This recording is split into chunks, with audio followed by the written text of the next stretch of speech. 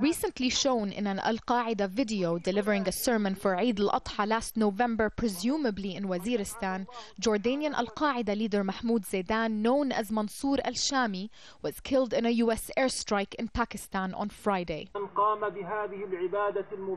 Those who love God will leave all of the world's temptations and go to jihad. While this is a time of mourning for the family in Irbid's Palestinian refugee camp in northern Jordan, it is not a time for showing grief. They are supportive of their son's allegiances and actions.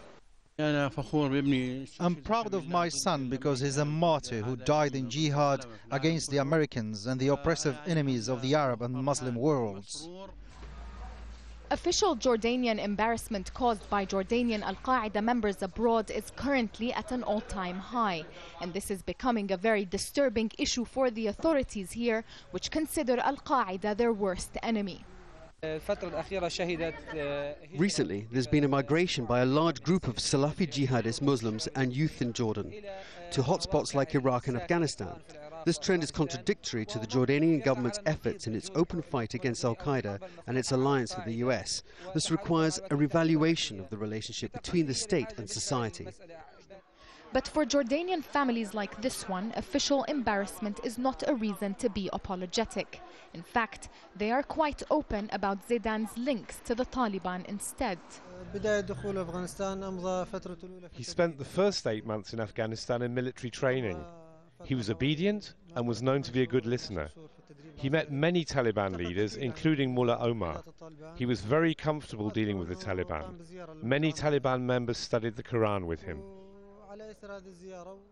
Mahmoud Zaidan left Jordan for Afghanistan in 1999.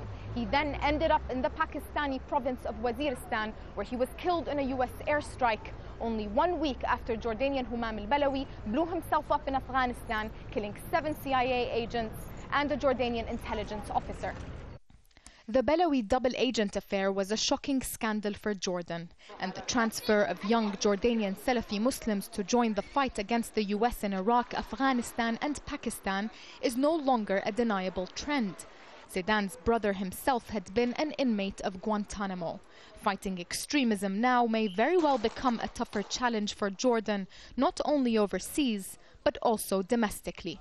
Nisreen Al-Shamaili, Al Jazeera, Irbid's Palestinian refugee camp, northern Jordan.